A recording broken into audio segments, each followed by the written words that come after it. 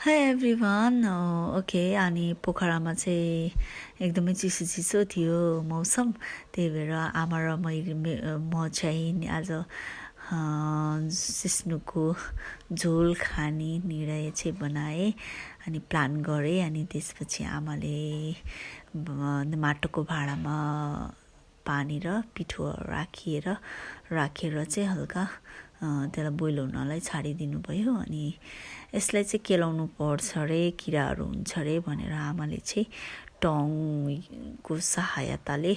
त्यसलाई केलाउन थाल्नुभयो अनि मैले पनि हल्का यहाँ छ भन्दै गाइड गरिरहेको थियो साइडमा बसेर यति त गर्नु नै पर्यो मेरो काम अनि त्यसपछि आमाले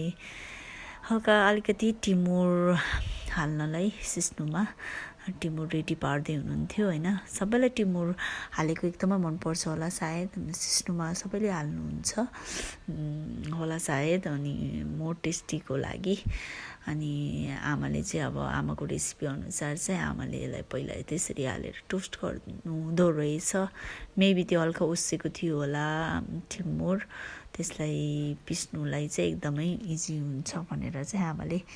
टोस्ट गर्नुभयो अब कतिपयले त मसिन पनि युज गर्नुहुन्छ त्यो पिस्नुलाई होइन तर हामी चाहिँ पर्सनली घरमा खानाहरूमा तरकारीहरूमा चाहिँ सिलौटा नै युज गरेर चाहिँ हामीले मसलाहरू पिसेर हालिरहेको हुन्छ किनभने यो पहिल्यैदेखि गर्दै आएको पनि हो र त्यही टेस्ट नै मिठो लाग्ने रहेछ मसिनको भन्दा पनि अनि मैले पनि हल्का यसो सहयोग गरेको जस्तो गरेँ आमालाई अनि त्यस्तो गर्दा उता त पानी त उम्लेर गइसकेछ अनि आमाले हतार सिस्नु हालिदिनु भयो पानीमा म चाहिँ साइडमा बसेर आमाको रेसिपी हेरेर मैले पनि सिकिरहेको थियो सिस्नु बनाउनलाई चाहिँ किनभने मेरो फर्स्ट टाइम थियो यो सिस्नु बनाउनलाई चाहिँ मलाई आउँदैन थियो होइन अनि ओके आज चाहिँ के न के सिकियो आमाबाट एउटा न एउटा चिज इनकेस भोलि पर्सि म एउटै हुँदाखेरि पनि मलाई सिस्नु खानु मन लाग्यो भने आई क्यान मेक इट भनेर अनि अब भुल्न पनि सक्छ नि त रेसिपी सो अनि भिडियो पनि गरिराख्यो भने चाहिँ भोलि पर्सि भिडियो हेर्दै बनाउन सकिन्छ भनेर चाहिँ मैले पनि भिडियो बनाएँ अनि आमाले चाहिँ त्यो पिसेको मसला टिमुरलाई चाहिँ आमाले पानीमा राखिदिनु भयो उम्लेको सिस्नुमा मिक्स गरिदिनु भयो अनि हल्का टर्मरिक र सल्ट पनि एड गरिदिनु भयो अनि त्यसलाई मजाले चलाउनु पर्ने रहेछ सबै ठाउँमा मिक्स गरिदिनु भयो अनि त्यो चाहिँ आई डोन्ट नो यो माटोको भाँडा भएर हो कि अब के हो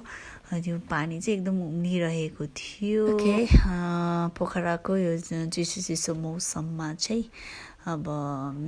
यो झोल सिस्नुको झोल खाने इच्छा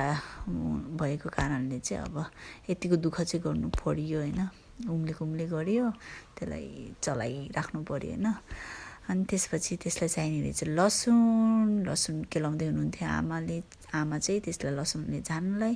मैले चाहिँ त्यसलाई मोर स्मुथ बनाउनुलाई चाहिँ ह्यान्ड ब्लेन्डर युज गरेको आखिरमा भाँडा नै फुटिगयो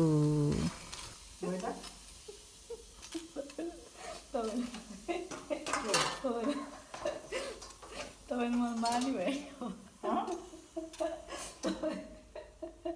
तपाईँले मलाई मार्ने भयो नि अब के भयो चिनी खाँदा फुट्यो तर यो भाँडामा फुट्यो क्या अब कहाँ यहाँ बनाउने हो त भाँडा तपाईँ यस्तो राम्रो त्योपछि चाहिँ अनि एकदमै हाँसो पनि लाग्यो दुखी पनि लाग्यो होइन भाँडा फुटिगयो पकाउँदा अब एकदमै मिठो बनाउँछु भनेरै ह्यान्ड ब्लेन्डर युज गरेको खासमा मैले त ह्यान्ड ब्लेन्डर चाहिँ अलिकति जोड नै परेछ फुटिगयो अनि त्यसपछि त्यसलाई ट्रान्सफर गरेँ अर्को भाँडामा अनि यता चाहिँ मैले अघि आमाले केलाएको लसुनलाई हल्का पिसिदियो अनि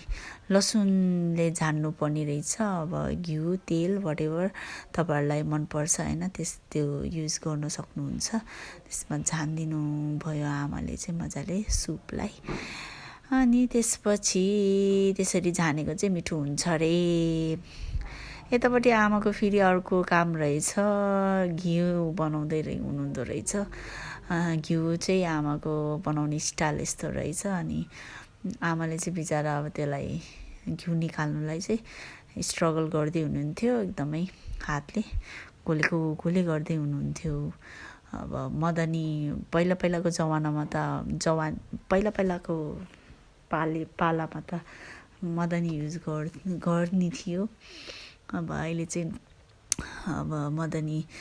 त्यतिको लागि मदनी थिएन, सो आमाले हातले त्यसरी निकाल्दै हुनुहुँदो रहेछ। अनि मैले एउटा नयाँ तरिका ह्यान्ड ब्लेन्डर युज गर्दा चाँडै निस्किन्छ होला भनेर ट्राई गरेको, निस्किँदो पनि रहेछ ह्यान्ड ब्लेन्डरले चाहिँ युज गरेर मैले घिउ निकाल्न